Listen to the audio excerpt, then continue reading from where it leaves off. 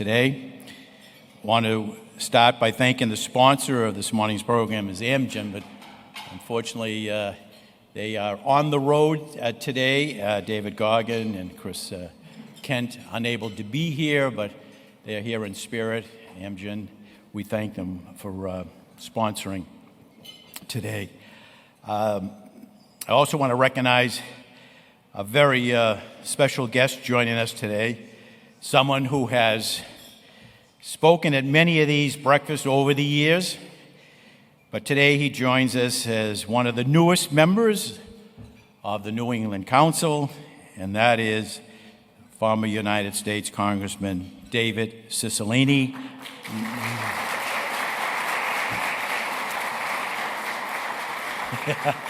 Now, the president and the CEO of the Rhode Island Foundation. I hope that all of you are having a great summer and taking some time to rest and to recharge this month, if you haven't already. August will be a quiet month for the New England Council, but we are gearing up for a very busy fall. In September, we look forward to events with Representative John Larson, Congresswoman Lori Trahan, Federal Reserve Bank of Boston's president, Susan Collins. We have the Massachusetts Attorney General and others that will be speaking. Also, in September, we have rescheduled our New England Innovates Blue Economy program, which was postponed earlier this year due to a winter storm. As always, you can find more details and register for any of these programs on our website, newenglandcouncil.com. Today, we're delighted to be hosting what I hope will be the first of many Capitol Hill Report programs with one of the newest members of the New England Congressional Delegation, Congressman Seth Magaziner. As you know, the Congressman was elected to represent the Rhode Island 2nd Congressional District last fall, following the retirement of Congressman Jim Langevin. He previously served as the Ocean State's Treasurer General for 8 years. On Capitol Hill, he serves on the Homeland Security Committee, where he is the ranking member of the Subcommittee on Counterterrorism, Law Enforcement, and Intelligence. He's also a member of the House Natural Resource Committee, where he serves on the Energy and the Mineral Resources Subcommittee and the Water, Wildlife, and Fisheries Subcommittee. Congressman was kind enough to stop by our congressional breakfast in Washington, D.C. back in May, but needless to say, we are thrilled that he has found time for a more in-depth conversation today. And today's program will be just that, a conversation. I have some questions for the Congressman, but I hope all of you start thinking of questions to ask him. So with that, I would ask the Congressman if he could join me here at the table. Okay, how's that? Okay, I think we're going to need mics. So I've got mine. Yep. You have yours.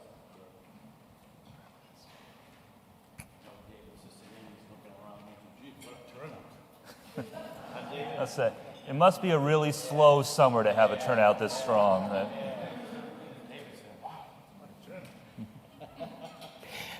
Okay, so needless to say, I'm going to start with your thoughts on last night news about the grand jury announcing an indictment for our former president, Donald Trump, the 4 counts, the 45-page indictment, and your thoughts on.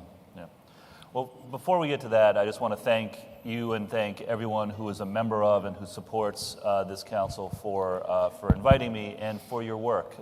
It is really important that we, as elected officials, as legislators, and as representatives of our region to Washington, hear from the business community, the nonprofit community, academia, so that we know how we can best advocate for you, for your employees, for your customers, and for our region as a whole. I also, of course, want to recognize and thank David Cicilline, who provided over a decade of absolutely superb representation for Rhode Island and was a leader on so many issues, on antitrust, on gun safety, on LGBTQ rights, among many other issues, and is already off to a great start at the Rhode Island Foundation. So thank you, David, for everything that you do. Can we have one more? Yes. So listen, I ran for Congress in part because I was concerned about the state of our democracy. We have never had in the history of our republic a sitting president who tried to overturn the results of a free and fair election.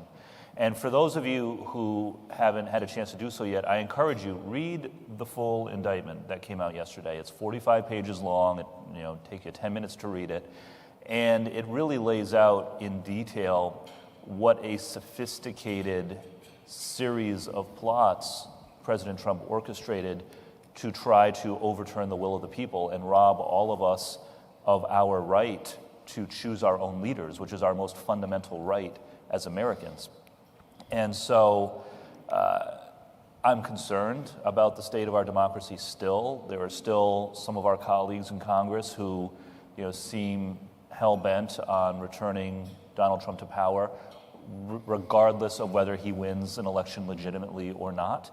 And we should all be concerned with that. But the good news is this. On January 6th, our democracy bent, but it didn't break.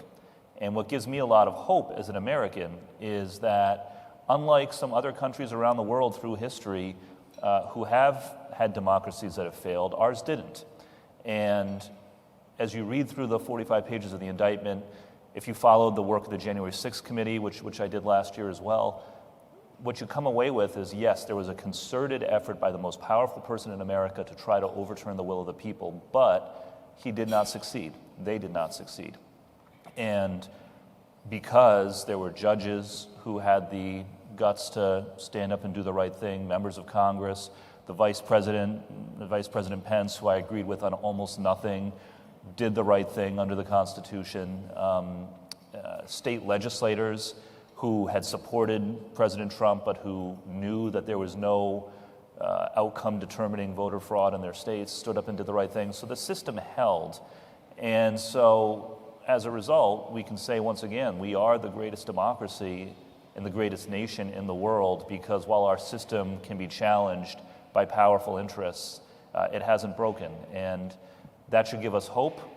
It also means, though, that we need to continue to be vigilant and we need to continue to be active participants in our democratic process because, those who would seek to undermine our democracy are just hoping that we'll give up and that we'll get deflated and get jaded and stop participating. So we got to continue to engage, which is another reason that organizations like this one are so important. So thank you all for participating in the democratic process. And now we'll have to let the justice system, the legal system, do its thing. The former president is entitled to his day in court and to have a defense just like anybody else. But, what he tried to do was very serious. There should be accountability, but he wasn't successful, and that's good news for all of us. You are now 7 months in your first term in the United States Congress.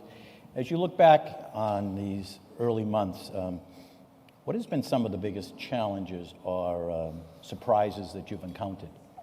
Yeah, so I'll start with, and this is going to be a similar theme as what I talked about in the last part of the conversation. So the biggest challenge is that, unfortunately, the Speaker of the House, Kevin McCarthy, has basically given the keys of the House over to the most extreme faction of his caucus. In order to get their votes to become Speaker, and you all remember, the 15 votes for Speaker and how many days that took, and we finally elected him at 3 a.m. or something like that. What he gave away in order to secure the votes of the most extreme part of his caucus was essentially any one of them at any time has the power to file a motion to remove him as Speaker. A number of the most extreme members of the Republican caucus have been put onto the Rules Committee, which is like the gatekeeper for which bills make it to the floor and which ones don't. And so as a result, you have a relatively small number of members of the House, a few dozen members, who are the most extreme, who don't represent the views of their own party much of the time, much less all of America or all of the House of Representatives, but they really control the agenda, and the Speaker has allowed that to happen. That's challenging, because what that means, just in real terms, is that bills that are usually bipartisan have now become hyperpartisan. We just, a couple weeks ago, dealt with the NDAA, the Annual Defense Authorization Bill, which for 60 plus years has been a bipartisan bill. You know, yeah, some people on either party may vote against it, but the vast majority of Democrats and Republicans understand we need to support our national defense, we need to support service members and veterans, and so the NDAA is usually a broadly bipartisan bill. This time, the folks on the far right who are controlling the agenda loaded it up with all kinds of sort of extreme culture war provisions, things to make it harder for women service members to access abortion, for example. Like things that had never been in the NDAA before, they loaded it up with those things and made it essentially a partisan bill for the first time in decades. And so that's the kind of thing we're dealing with, and it's very challenging. On the positive side, though, what I will say is, like, I've been surprised at how many people sort of in both parties in the House still are willing to find ways to work together, and that the kind of extremists, while they may control the agenda, that's not the way most people in either party are. And so, in even just the first 7 months that I've been there, I've been able to form some good relationships with both Republican and Democratic members on both sides. You know, I've signed on to something like 30 different Republican-led bills as a co-sponsor. I'm working on my first major piece of legislation with a Republican partner right now. Like, there is still that collaboration that happens. And so again, it's just another sign that, like, while our system is being tested, it hasn't broken yet. And as long as there are people on both sides who are willing to try to make things work, you know, there continues to be hope. You know, you've joined, I think, 5 different caucuses.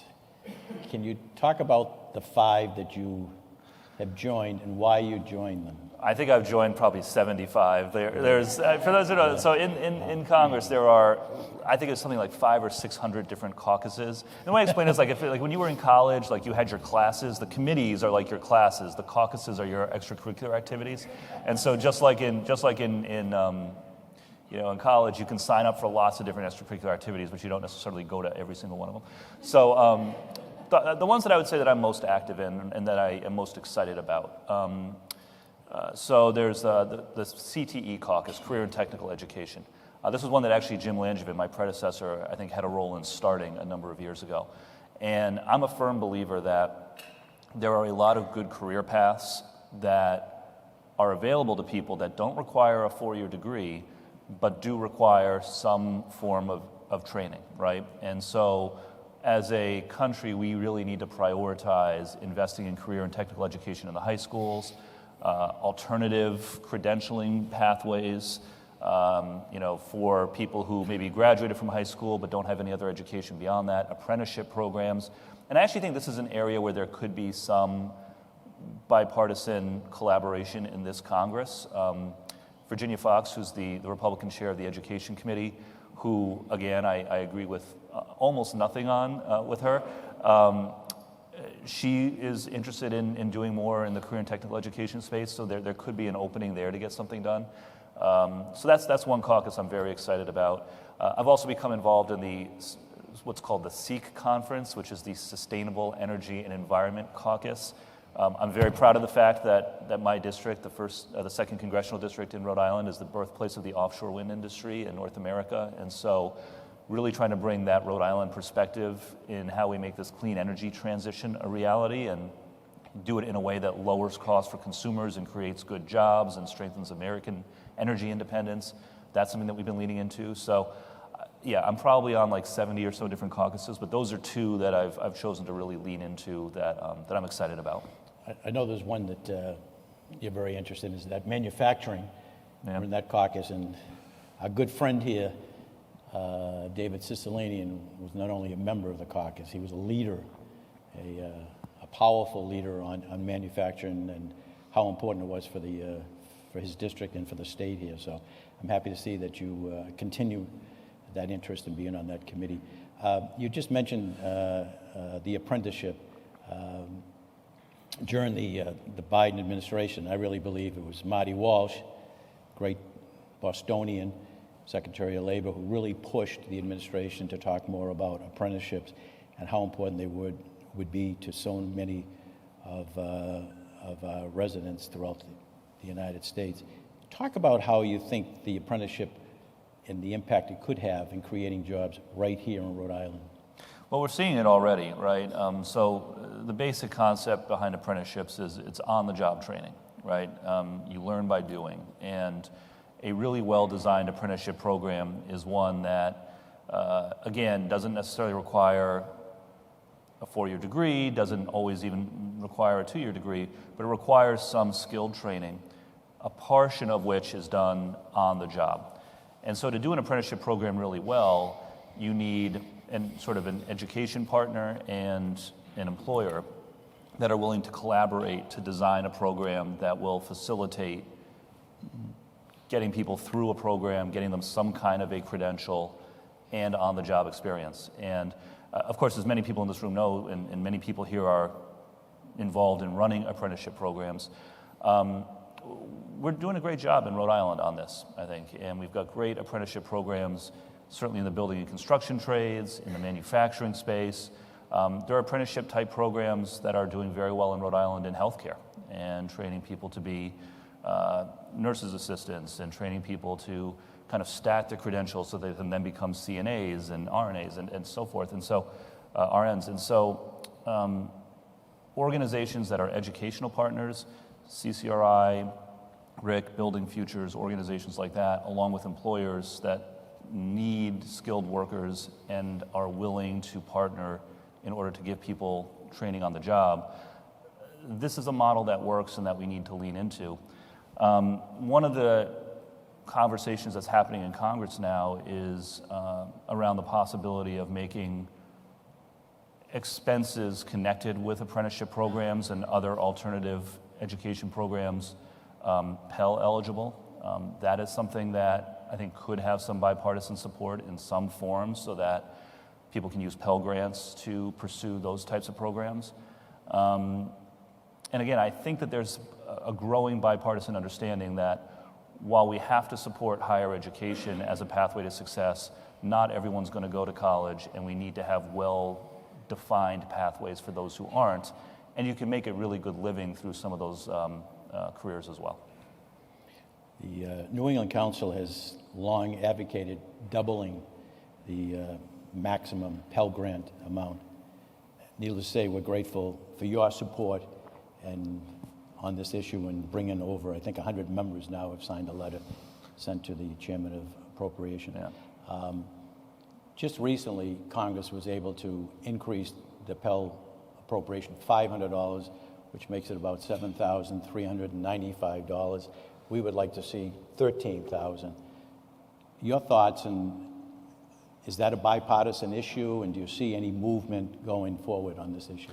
It should be. So just for context, every year House members can send letters to the chair and ranking member of the Appropriations Committee saying, here are our priorities for where we think the federal government should be investing resources this coming fiscal year.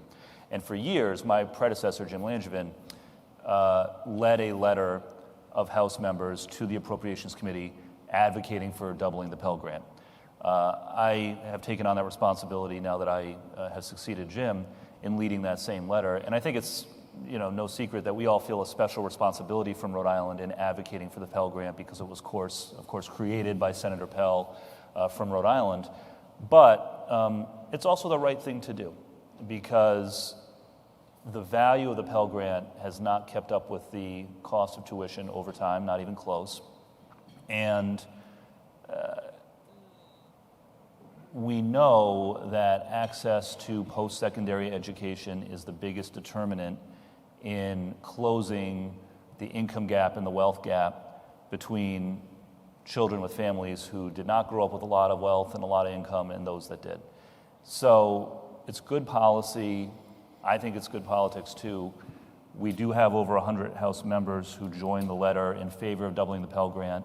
As you say, there was a little bit of progress last year. The first increase in the Pell Grant in, several years, 10 years. 10 years. Only $500 increase, but it's a start, it's a foot in the door. We're still advocating for doubling it, and we'll continue to do so. Congress faces crunch time in the fight over spending cuts. They headed into the August recess with, needless to say, unfinished business of funding the government, and only I think a dozen legislative days remain before October 1st. You go back September 12th, I believe. So just a few legislative working days to address this issue. Congress closed July by steering passage of only one of a dozen appropriation bills. And I believe it was the Veterans Affairs and Military Facilities, but only one of 12. How realistic is the talk about a partial shutdown on October 1st? It's certainly a possibility. So just to take a step back, I mean, to me, just like with the debt ceiling, the annual appropriations process is a process that unfortunately has been hijacked by a very small number of House members. I think that in the appropriations process, we should be prioritizing programs that help working people and stimulate the economy. So we should be investing in education, in apprenticeships, in incentives to bring back more manufacturing to America and stimulate economic growth here at home. Like, these are the kinds of things that I want to fight for, but I also understand that there are others in Congress who have different points of view and want to cut these investments instead of adding to them. Those kinds of debates are normal. What is not normal is we now have a situation where a very small number of House members are able to politicize these appropriations bills with things that have nothing to do with government spending. So we were supposed to vote on the agriculture appropriations bill last week. We didn't end up voting on it because the kind of extreme members of the Republican caucus tried to put in a provision that would ban sending abortion medication through the mail, through the U.S. Postal Service, which again, like, has never, that ban has never existed before. It's not something certainly that's ever been in a spending bill before, but they keep sort of tacking these unrelated kind of culture war items into spending bills or the debt ceiling increase, like things that are totally not germane and not, on topic, but they keep kind of doing this, and it creates chaos and it gums up the whole system. And so on top of that, you have a handful of those same, extreme members saying, oh, well, maybe a shutdown wouldn't be the worst thing. Oh, some government offices will be closed, so what? They don't remember what the impacts were on regular working people when we had shutdowns in the past, right? Like, we're talking about people not getting their Social Security checks. We're talking about people not being able to get passports if they need to travel. We're talking about, programs that people rely on, that small businesses rely on, freezing. And the broader economic consequences could be catastrophic as well. You probably saw yesterday Fitch downgraded the United States debt because of this political dysfunction, because of this sort of gamesmanship of, playing chicken with the debt ceiling and now playing chicken with government shutdowns, and this notion that a shutdown is an acceptable negotiating tactic, or a default on the debt is an acceptable negotiating tactic, is hurting our economic standing in the world. And so I think and I hope that at some point the majority of the members of the Republican caucus who do not like these extreme tactics and these sort of poison pills going into the appropriations bills are going to put their foot down and say, knock it off. Because the American people are certainly sick of it. And, if anything, after the last few years, you talk to the average person, the one thing that they will tell you is that they're just tired of the drama and they're tired of the nonsense. And so, I hope that at some point, the more reasonable members of the Republicans in the caucus in the House will kind of have the backbone to tell the extremists to knock it off, but unfortunately we're not there yet. So what's going to happen? If I had to guess right now, I think what will happen is this. We'll come back in September and do a CR, basically an extension of the prior year's funding levels probably for another 3 months. So they'll kind of kick the can down the road for 3 months, avoid a shutdown to try to give themselves, on the Republican side, more time to put something together that can pass the House and then go over to the Senate to be negotiated. So if I had to guess, and again, I wouldn't put anything past the Chip Roys and Byron Donalds and the kind of extremists in the House, but if I had to guess, I think they'll probably kick the can for 3 months to the end of the year, but then there's a very real possibility we could have a shutdown in December, unless cooler heads can prevail, and it's a shame, and I think that it's unnecessary, and as a country we're better than that, but it is what it is. In order to do a continuing resolution, don't you need nearly universal They'll need Republican- They'll need Democratic votes too, in order to do it. And does that jeopardize Speaker McCarthy's position if he is reaching across the aisle for Democrats to support his continuing resolution? We will see. Yeah.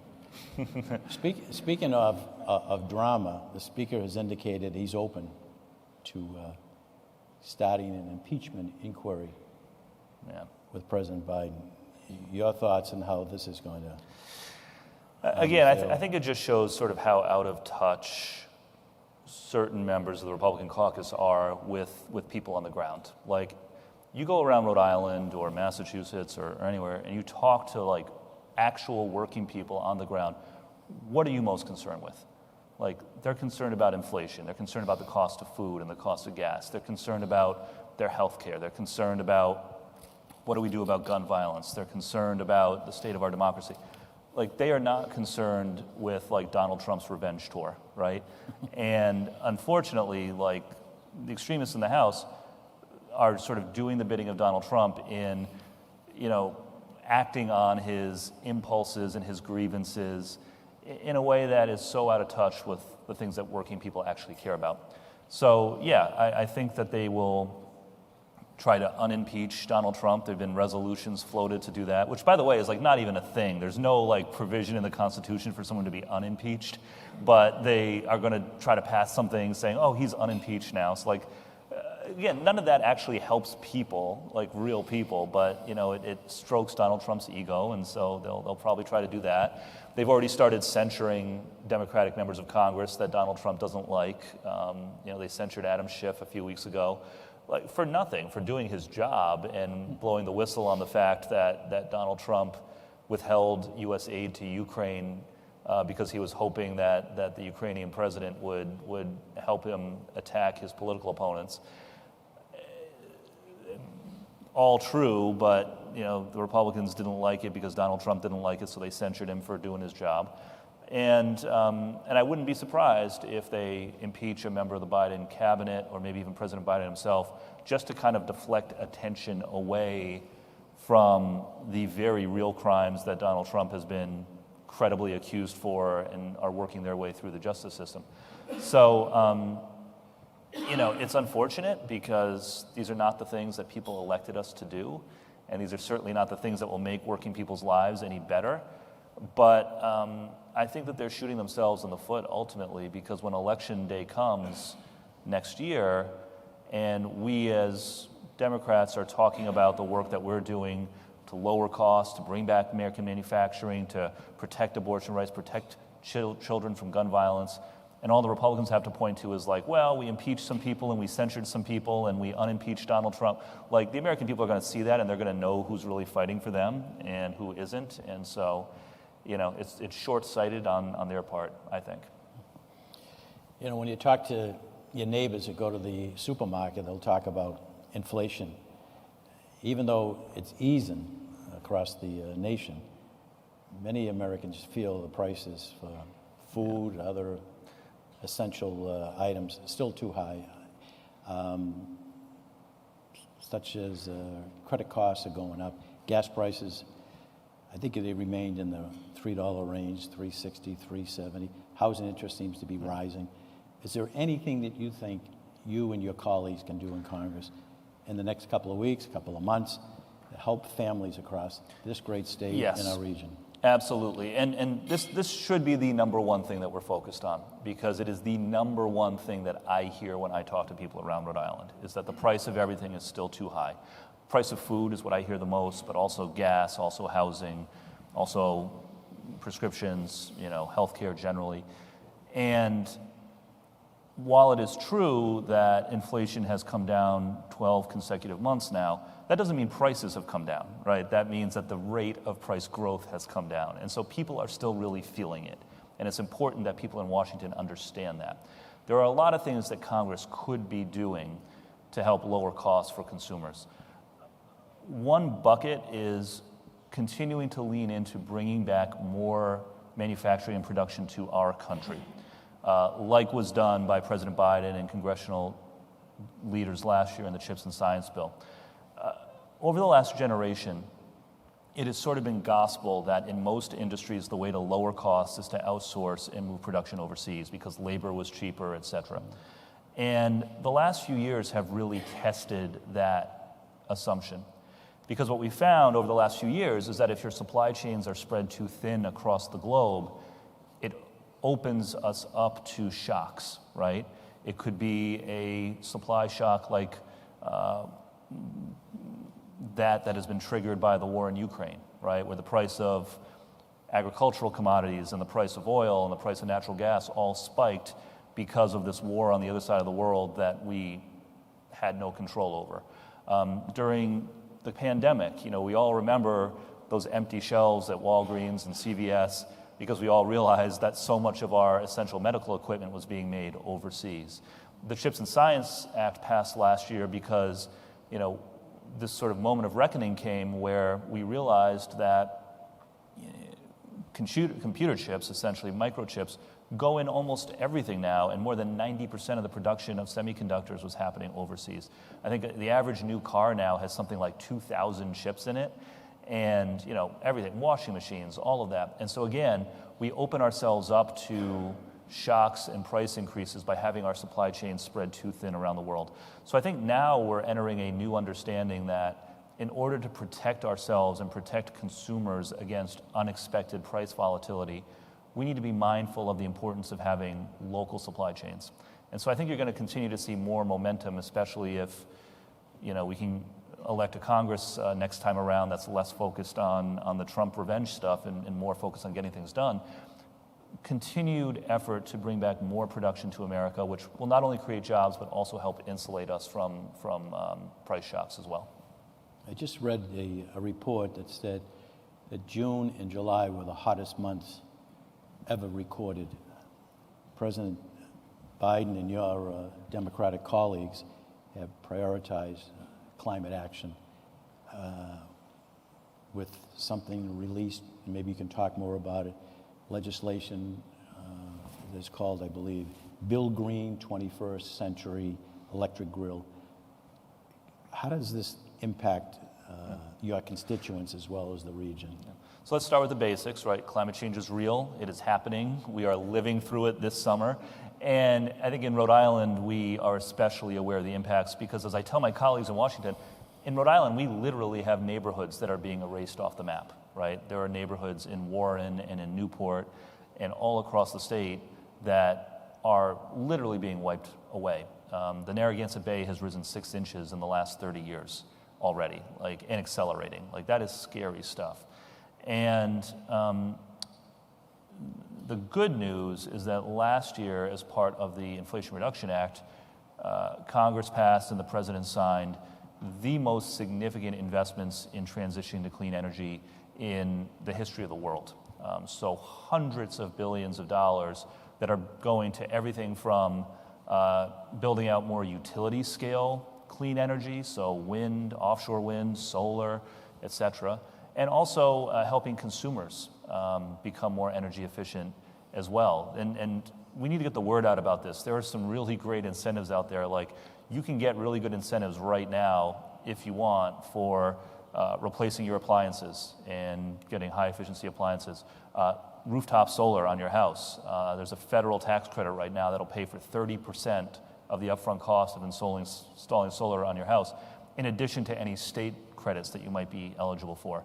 I mean, that means that rooftop solar, for most people, it'll pay for itself within a couple of years. So there's really good stuff in the Inflation Reduction Act, but there were a few parts that were missing. And that leads to the bill that you're talking about.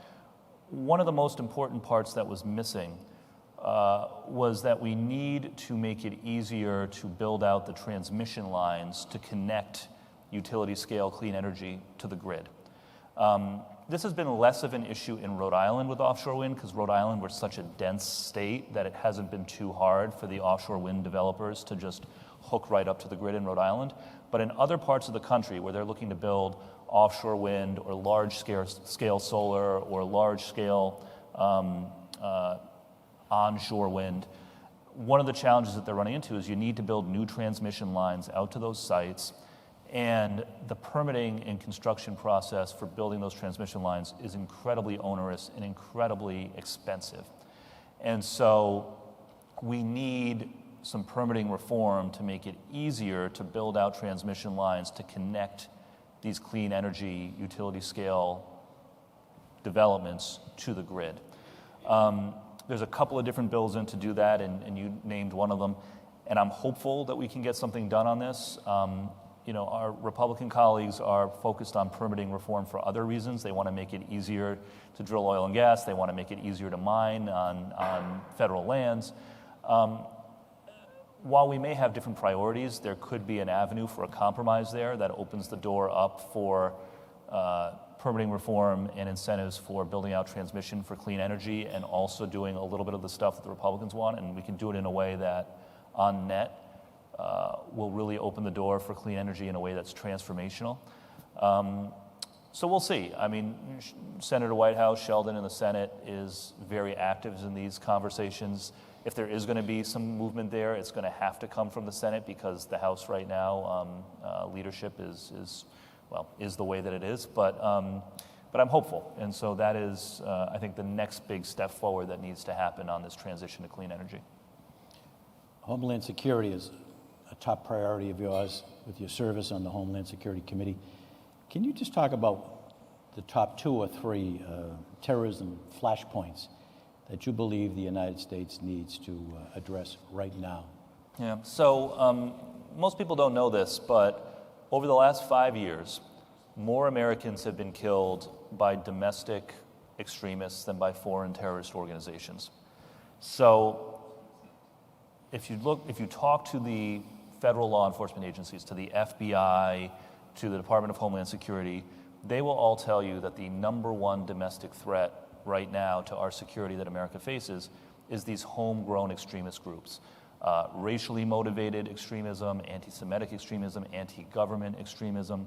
And you've heard of some of them. You know about the Proud Boys and the 3 Percenters and organizations like that are armed, that are extreme, and that are committing acts of violence across the country. It didn't used to be that way.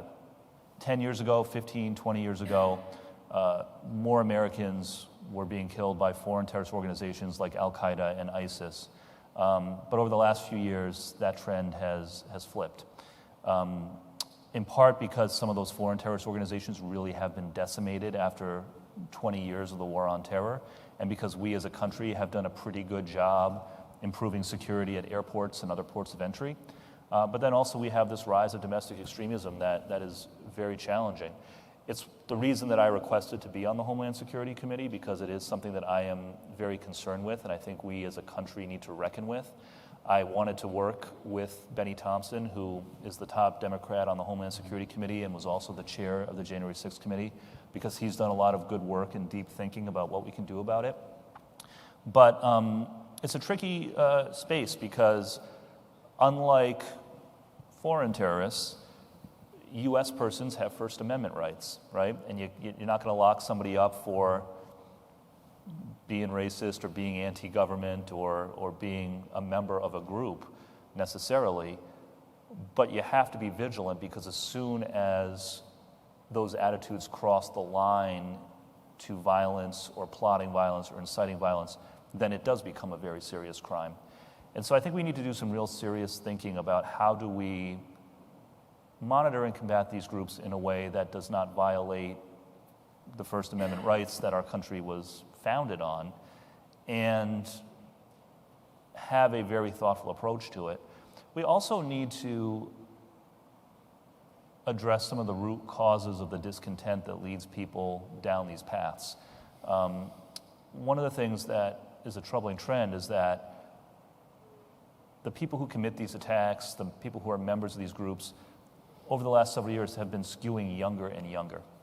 And so we're talking about teenagers a lot of the time, right? And so we all like to talk about the importance of investing in mental health support in the schools and giving teachers the training and the resources to assist in that work.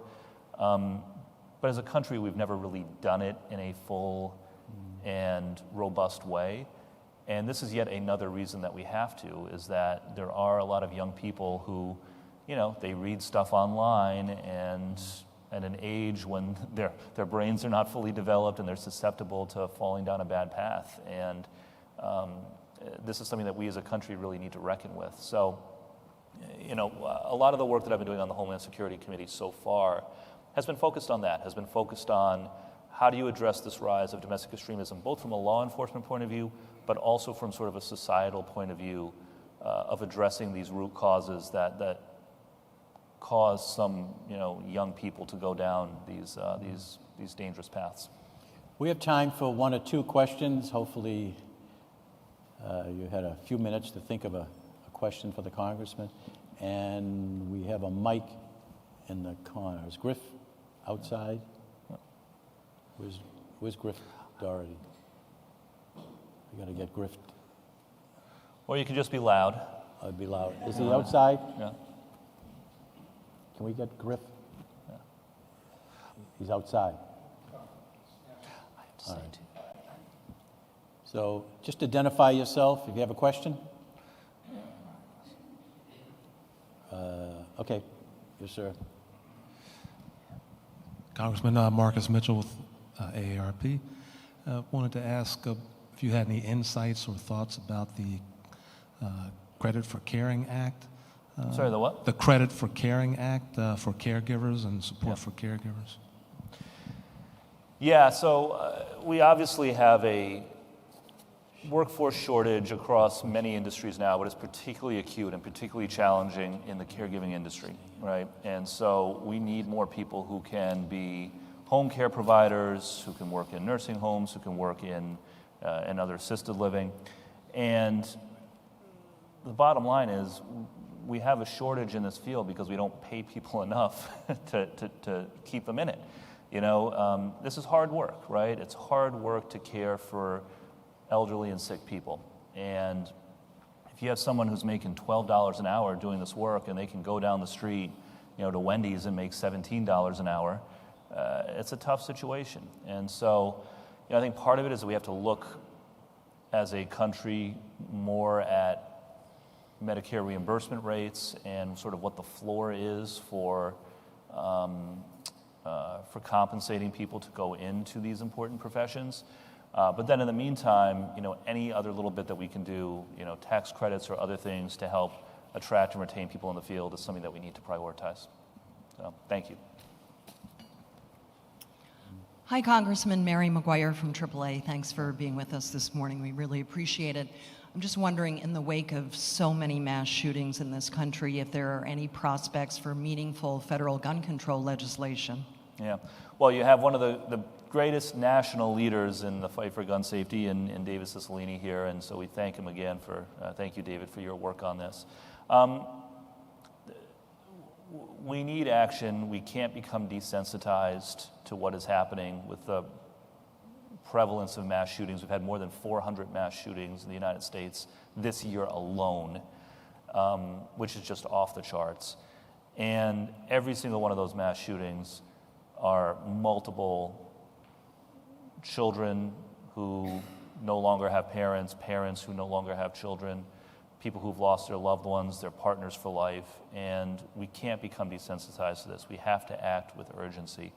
So, of course, I've always supported common sense gun safety legislation, proud to be a co-sponsor of the bill for an assault weapons ban, high-capacity magazine to close the loopholes in the federal background check system so that we can keep guns out of the hands of people who are most likely to commit crimes with them, and really trying to keep the attention on this issue because, there's always people trying to get us to look the other way. I am hopeful. Last year, Congress passed the first gun safety legislation in 30 years, like the first gun safety legislation at all to pass the United States Congress in 30 years. And thanks to the leadership of David and others. It was a small step in the right direction. It did things like fund red flag laws to make it easier for law enforcement around the country to essentially confiscate firearms from people who are a danger to themselves or others until a judicial proceeding can take place. That was a small step in the right direction. For the first time in, 20, 30 years, the NIH and other federal agencies are now allowed to study the impacts of gun violence, whereas before there was a ban on even studying gun violence as an epidemic. And so, there was a little bit of a crack in the dam last year, right? Where for the first time in 30 years, although it did not go nearly as far as many of us want and many of us have been advocating for, you saw a little bit of forward progress. And so that gives me some hope that, that finally, more of my colleagues in Congress are listening to our constituents who are demanding action. And I will tell you, I'm very inspired by the younger generation that I meet with of gun safety advocates, high school students, college students, young people who are just tired of being scared all the time. And I think it is their energy and their persistence that is ultimately going to win the day. But we're just going to have to keep working hard. The NAACP had their national convention in Boston, concluded yesterday, and their number one legislative priority is gun safety. So we have more organizations pushing and advocating. Maybe, you'll see even more successes in Congress. Yeah, and I think we got to, find ways to be vocal. So, like, I made some of my Republican colleagues upset a few weeks ago because, in the Homeland Security Committee, we've been having a lot of hearings about what's happening at the southern border, right, and the issue with migration at the southern border. And so the Republicans in the House pushed through a bill related to the border, and when we had an opportunity to offer amendments, I said, okay, assault weapons ban within 100 miles of the border, close the gun show loophole within 100 miles of the border. Because, by the way, over 500,000 guns a year are going from the United States to Mexico and arming the Mexican cartels. So I said to my Republican colleagues, if you care about what's happening at the border, if you want to crack down on the cartels, stop arming them, right?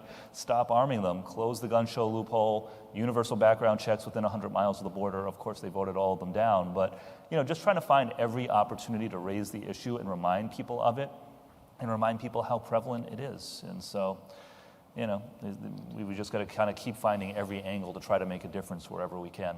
Maybe one final question. Quiet group. Quiet. Maybe I could just ask one on Ukraine. We've spent, over $100 billion in given aid to Ukraine in the last 18 months. I think the president deserves a great deal of credit in keeping NATO together, which is extraordinary. But there seems to be some cracks within Congress, in particular the House, and in particular the Freedom Caucus or whatever the group is, now making noise saying, let's stop the funding for Ukraine. Is that going to grow with your colleagues? So here's the situation as I see it. First of all, we have to support Ukraine in its effort to beat back Russian occupation and this invasion. It's an illegal invasion. Vladimir Putin is invading a democratic and free country unprovoked. And let's be clear, if we allow Ukraine to be overrun, he will not stop there.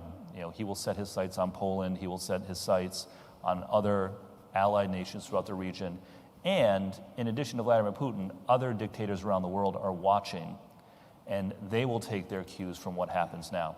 So it is in American interests that we support Ukraine, that we beat back, give them the tools and the support that they need to beat back this Russian invasion, because it is not just about Ukraine, it is about preserving democracy and sending a message to dictators and would-be dictators around the world that this kind of behavior cannot stand.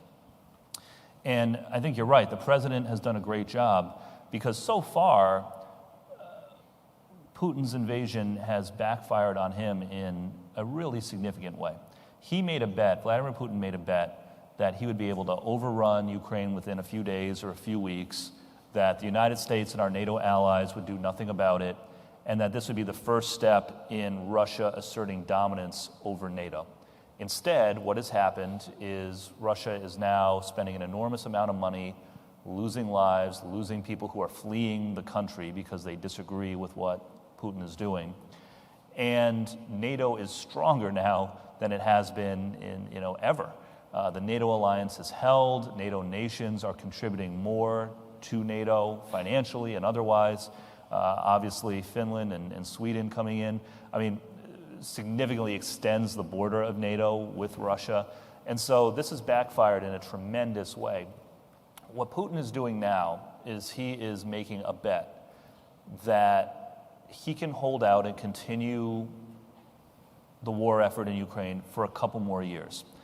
Russia has the money, the personnel, the military assets to do this, not indefinitely, not for 10 more years, but probably for 2 or 3 more years if they have to. And so Putin is hoping that in next year's presidential election, the United States will elect a president that will take a different path than President Biden has taken.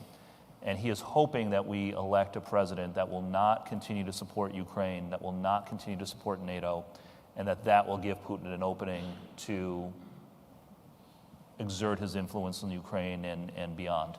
And so there's a lot of reasons that next year's election is very important, but one of the reasons that it is so important is that Vladimir Putin is watching. He can hold out until next year's election, but he can't hold out much longer than that. And so it's very important that we, in my opinion, re-elect Joe Biden, or at the very least elect a president who will support Ukraine in its fight for freedom. As far as support in Congress goes, there was actually a very important moment a couple weeks ago that I think the media didn't fully pick up on. So when we were debating the defense bill, the NDAA, and this is the bill that, again, it sets the policy for the military, for defense policy generally. It was the one that the extreme Republicans had sort of loaded up with anti-abortion language and stuff like that. When that bill got to the floor, Marjorie Taylor Greene and Matt Gaetz introduced some amendments that would have cut off all U.S. military assistance to Ukraine. And those amendments failed. And what's important about that is not just that the amendments failed, but they failed overwhelmingly. I think every Democrat voted against it, but a majority of the Republicans in the House voted against it as well.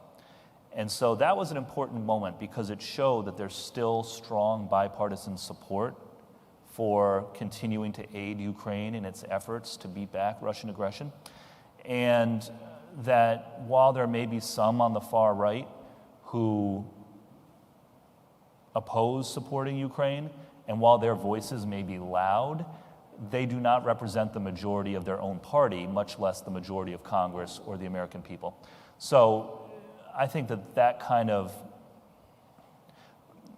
when Marjorie Taylor Greene and Matt Gaetz put in those amendments, it sort of backfired on them in a spectacular way, because what they ended up doing was showing the world that the United States support for Ukraine is still strong and bipartisan, and will continue to be so at least until the presidential election and hopefully beyond. So, I want to thank the Congressman for a very informative conversation. He's here to have a couple of pictures if anyone is interested with him.